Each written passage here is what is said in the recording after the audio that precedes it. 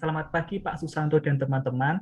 Kami dari kelompok 5 pada kesempatan kali ini akan membahas mengenai teori dan estimasi biaya yang ada di bab 7.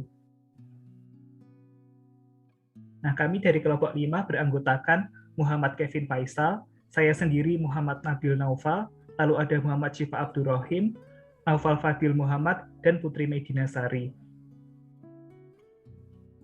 Nah, untuk yang pertama, kita akan membahas mengenai karakteristik biaya.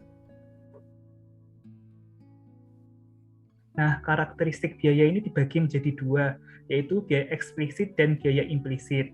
Biaya eksplisit seperti yang kita ketahui adalah pengeluaran aktual perusahaan untuk mempekerjakan tenaga kerja, menyewa atau membeli input yang dibutuhkan dalam produksi. Sementara itu, biaya implisit adalah nilai input yang dimiliki dan digunakan oleh perusahaan dalam aktivitas produksinya sendiri. Nah, dalam ilmu ekonomi, dalam mengukur biaya produksi, perusahaan juga harus memasukkan biaya alternatif atau biaya oportunitas, baik yang dimiliki maupun dibeli perusahaan. Alasannya adalah bahwa perusahaan tidak menahan input yang disewa jika input tersebut dibayar dengan harga yang lebih rendah dari harga yang dibayar oleh perusahaan lain. Lalu yang kedua, kita akan membahas mengenai fungsi biaya jangka pendek.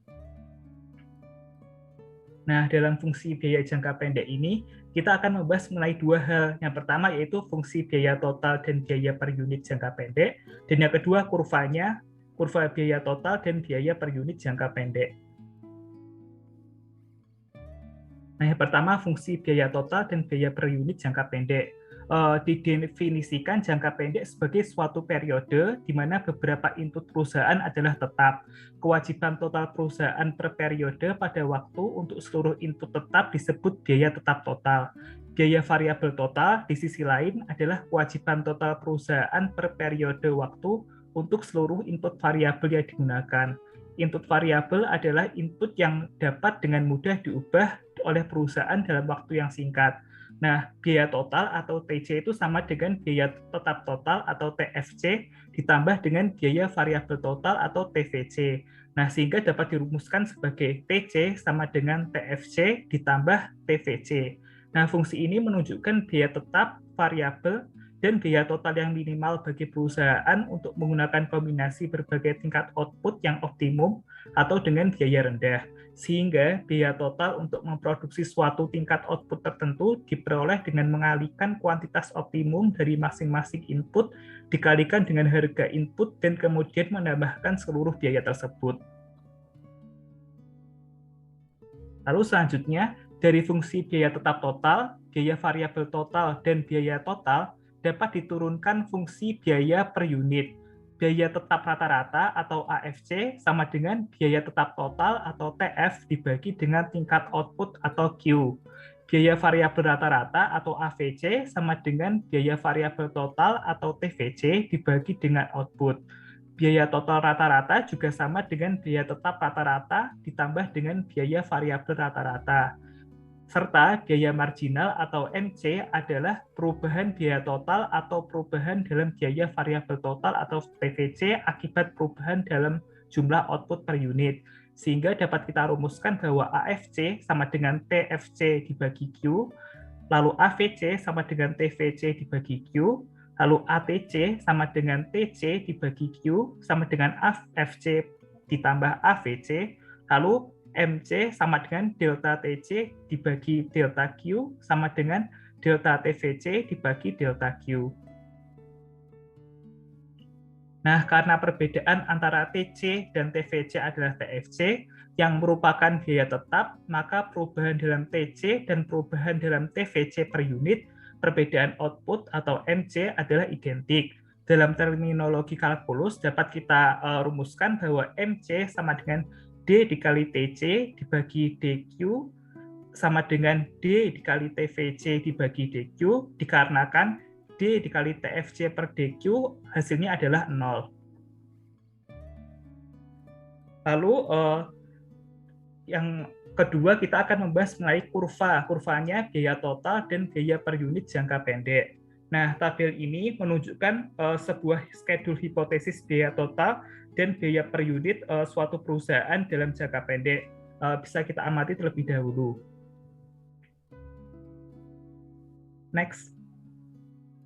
Nah, schedule tadi itu diplot dalam figur ini. Nah, bisa kita lihat TFC adalah $60 berapapun tingkat outputnya. TVC adalah 0 pada saat output 0 dan meningkat sejalan dengan penambahan output.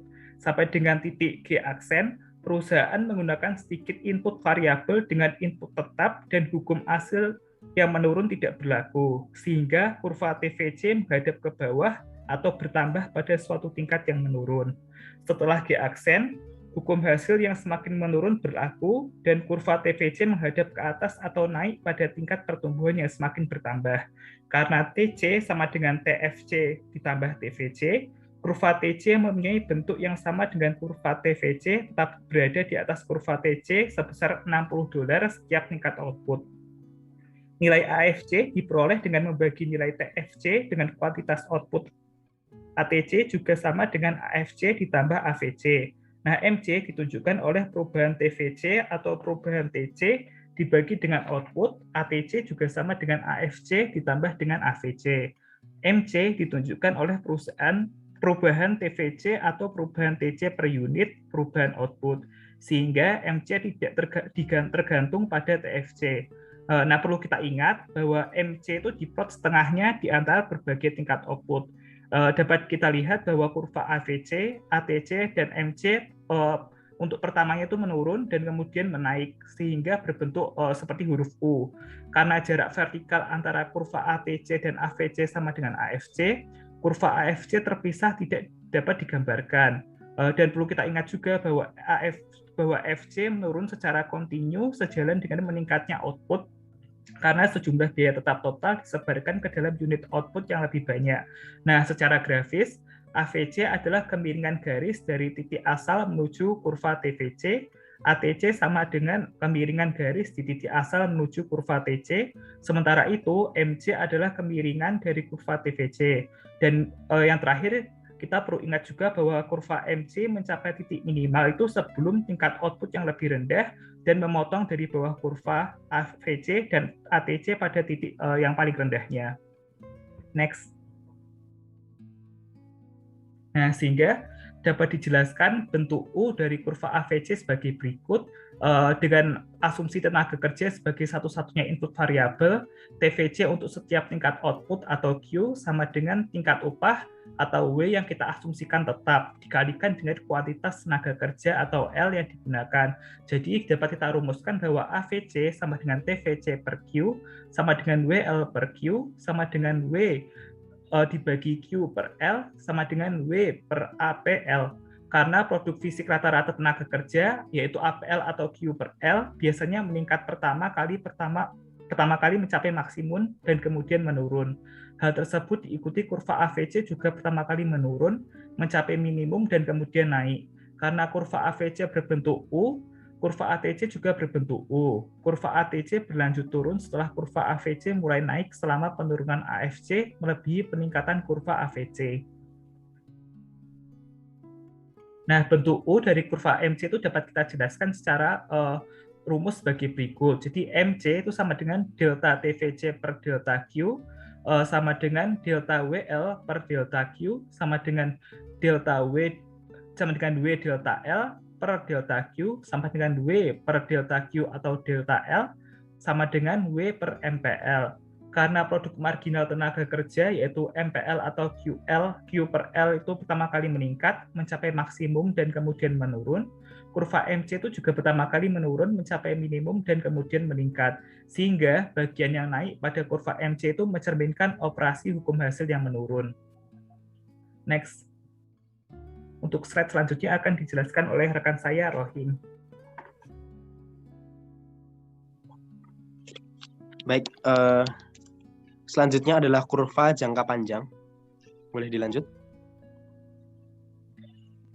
Baik teman-teman semuanya, kurva jangka panjang ini adalah di mana kurva yang mencatat menggambarkan biaya produksi jangka panjang merupakan sebuah perhitungan biaya produksi yang mana semua faktor produksinya mengalami perubahan.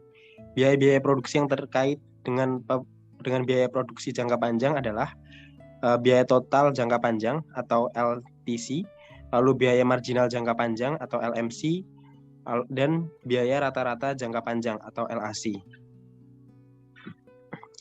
Nah, teman-teman, di sini ada biaya total jangka panjang atau LTC. Ini adalah biaya total di mana total biaya dalam proses costing jangka panjang, yang di sini ada rumusnya, yaitu adalah LTC itu sama dengan biaya variabel. Kenapa untuk biaya jangka panjang ini semua costing, baik fixed cost ataupun variable cost, itu semuanya dianggap variable cost, karena dalam jangka panjang terjadi sebuah ketidakpastian dalam penentuan costing dari jangka waktu tersebut, yang mana hingga akhirnya semuanya itu dianggap sebagai biaya variabel. Boleh dilanjut. Selanjutnya ada biaya marginal jangka panjang, yaitu adalah biaya yang merupakan biaya yang timbul dikarenakan perusahaan menambahkan kapasitas produksinya atau penambahan tiap unit barang produksi. Di sini rumusnya, mohon maaf karena ada kesalahan. Di sini sebenarnya rumusnya adalah LIC sama dengan delta LTC dibagi delta quantity. Jadi dari delta itu semuanya dirumuskan menjadi rumus LIC. Lalu ada biaya rata-rata jangka panjang atau LAC. Biaya rata-rata merupakan biaya total jangka panjang dibagi jumlah output yang diproduksi. Rumusnya adalah LIC sama dengan LTC dibagi quantity. Boleh dilanjut. Untuk selanjutnya adalah ukuran pabrik dan skala ekonomi.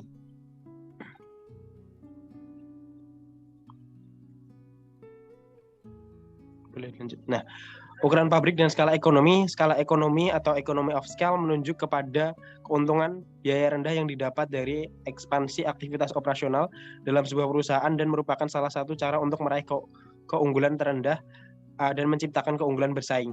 Nah, di sini maksudnya adalah bahwa skala ekonomi itu mencakup pada bahwa ketika kita semakin menambah biaya produksi dengan catatan tertentu, itu nanti akan mengurangi biaya produksi tiap unit persatuan. Jadi di sini bisa disebutkan bahwa ini akan ada efektifikasi per unit satuan ataupun penurunan biaya per unit satuan jika produksi lebih banyak. Nah, ini terjadi apabila penambahan jumlah produksi menyebabkan biaya produk rata-rata menjadi semakin rendah. Boleh dilanjut? Untuk skala ekonomi, baik teman-teman, di sini kita akan melihat skala ekonomis atau bentuk grafis dari skala ekonomis, yang di situ menerangkan bahwa pada awal-awal ketika jumlah biaya produksi kita sama, itu kita akan memiliki biaya produksi per unit itu yang mahal dengan biaya produksi total yang sama. Namun ketika kita meningkatkan biaya produksi, di situ akan terjadi efektifikasi pada jumlah titik B itu. Lalu ketika kita terlalu menambah lagi jumlah produksinya, lalu akan timbul pada titik yang kembali lagi kepada titik awal, di mana jumlah produksi di situ mengalami biaya produksi satuan mengalami peningkatan. Nah, di sini kesimpulannya adalah bahwa sebuah perusahaan harus mengetahui bahwa di mana titik yang tepat untuk memproduksi sebuah produksi dari sumber daya produksi yang mereka miliki. Baik, selanjutnya bisa dilanjutkan oleh teman saya. Terima kasih.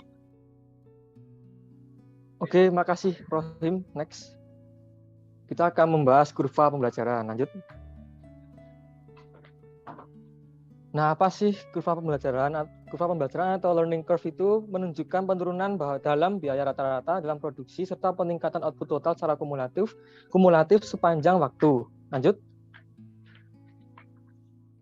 Nah, bisa dilihat di kurva di sebelah kanan, itu menunjukkan bahwa biaya rata-rata menurun dari Rp atau $250 untuk memproduksi unit produk ke 100 CTF, lalu menjadi 200 untuk memproduksi unit yang ke 200, dan menjadi 165 untuk memproduksi unit ke 400. Lanjut.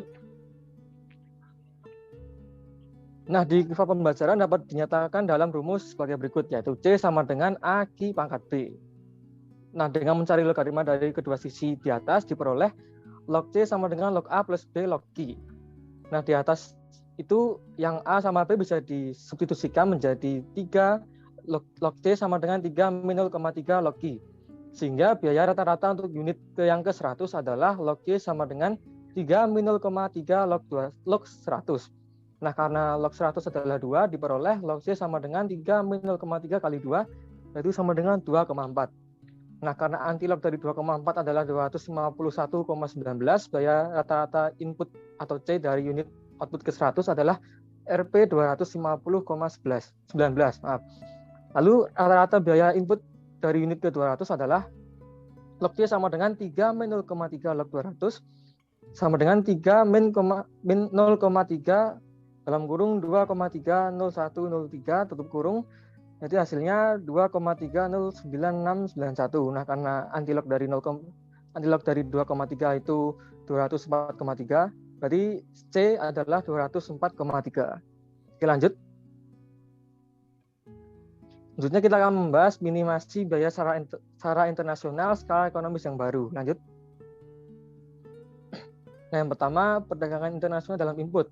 Sumber input asing seringkali bukan masalah pilihan untuk memperoleh laba yang tinggi, tetapi hanya merupakan persyaratan untuk tetap kompetitif. Perusahaan yang tidak dapat mencari input yang lebih murah ke luar negeri menghadapi kehilangan daya asing di pasar dunia dan bahkan pasar domestik. Lanjut. Nah, skala ekonomis internasional baru. Perusahaan harus secara konstan melakukan eksplorasi sumber-sumber input yang murah dan produksi di luar negeri untuk tetap kompetitif dalam dunia yang semakin sempit. Nah, yang kedua, skala ekonomi internasional yang baru dapat dicapai pada 5 area dasar, yaitu pengembangan produk, pembelian, produksi, manajemen permintaan, dan pemenuhan pesanan. Lanjut. Nah, yang terakhir ada imigrasi tenaga terdidik. Nah, tahun 1985 itu Amerika Serikat mengalami kekurangan personel atau tenaga kerja terdidik, sehingga pada tahun 1998 di peraturan imigrasi di Amerika Serikat diubah. Jadi merupakan pengakuan bahwa Amerika sekarang membutuhkan tenaga kerja terdidik yang terbaik dan paling cemerlang dari negara lain untuk berkompetisi pada dunia pasar global. Lanjut. Nah, yang ketujuh kita akan membahas tentang manajemen logistik atau penawaran berantai. Next.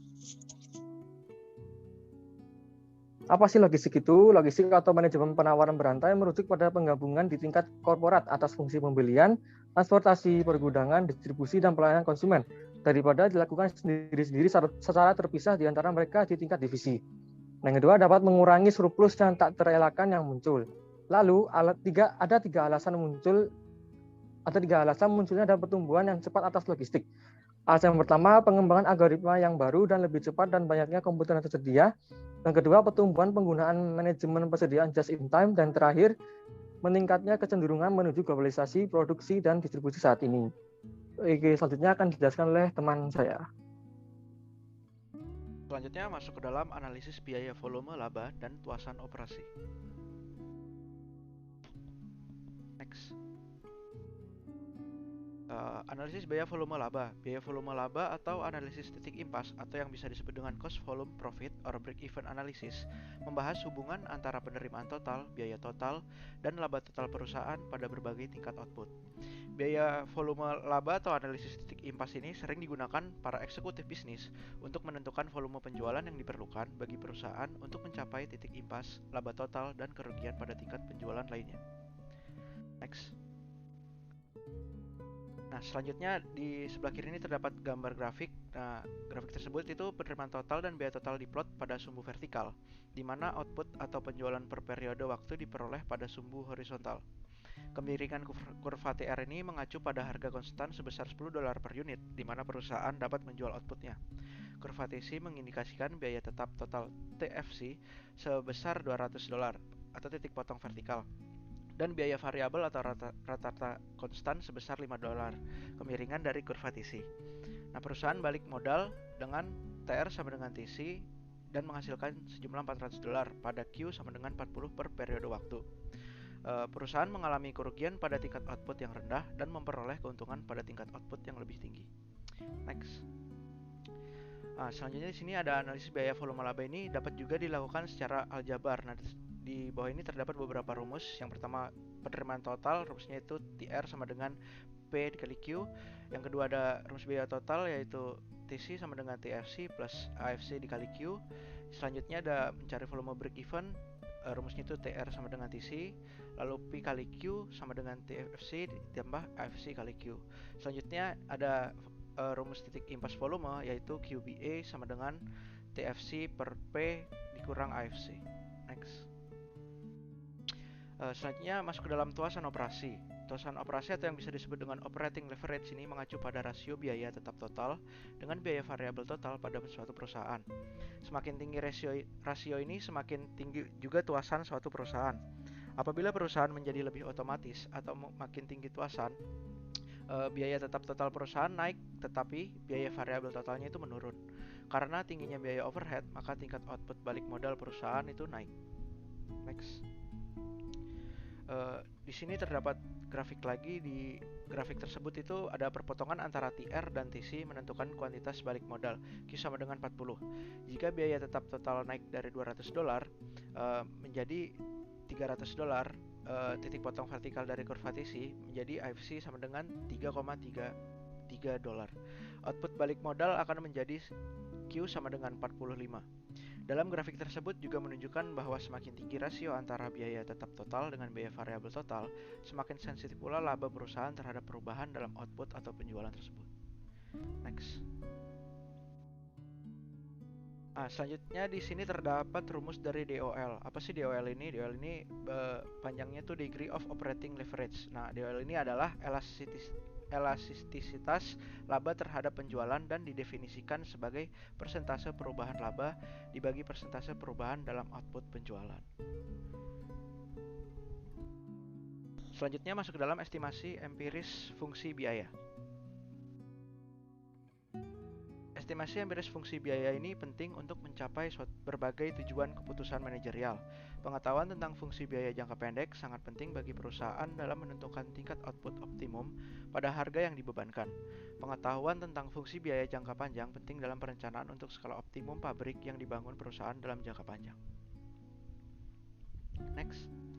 Selanjutnya masuk ke dalam masalah data dan pengukuran dalam mengestimasi fungsi biaya jangka pendek.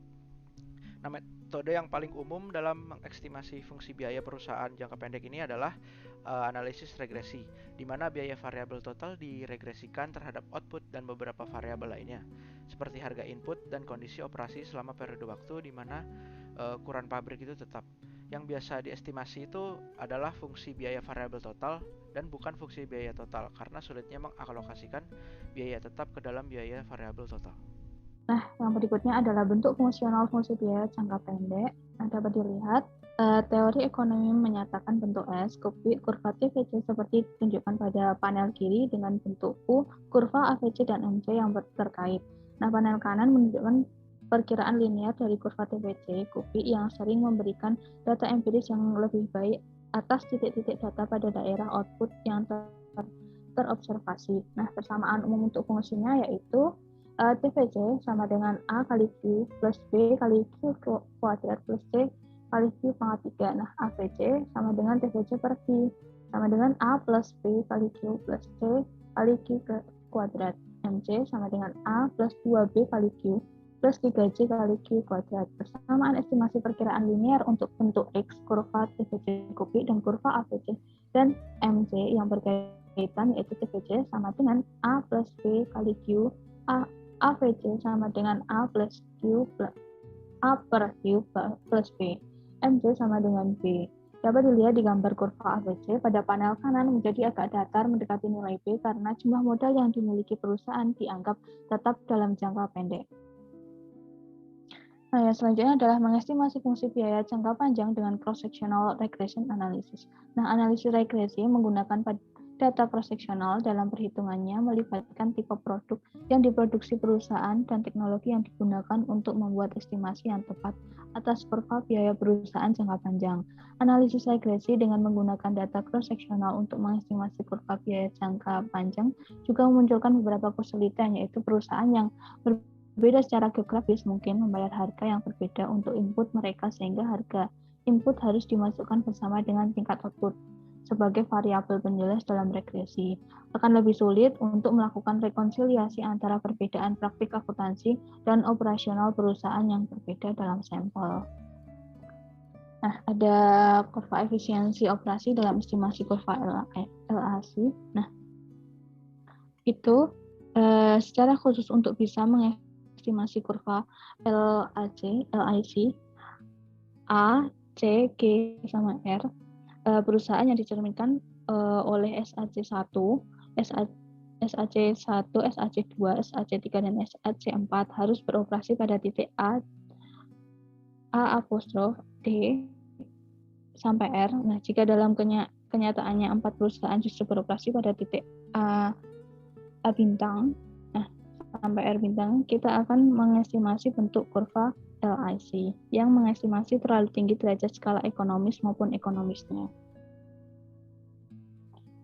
Yang selanjutnya adalah mengestimasi fungsi biaya jangka panjang dengan teknik rekayasa dan survival. Nah, teknik rekayasa menggunakan pengetahuan mengenai hubungan fisik antara input dan output yang dinyatakan oleh fungsi produksi untuk menentukan kombinasi input optimum yang dibutuhkan dalam memproduksi berbagai tingkat output. Biasanya digunakan untuk produk baru atau produk hasil pengembangan. Teknik survival pertama kali ditemukan oleh John Stuart Mill pada tahun 1850-an dan dikembangkan oleh George Stigler. Teknik ini hanya merumuskan bahwa jika perusahaan besar dan kecil berada pada industri yang sama dalam jangka panjang, skala ekonomis harus konstan atau mendekati konstan. Sekian dari kelompok 5. Terima kasih. Apabila ada pertanyaan bisa disampaikan. Wassalamualaikum warahmatullahi wabarakatuh.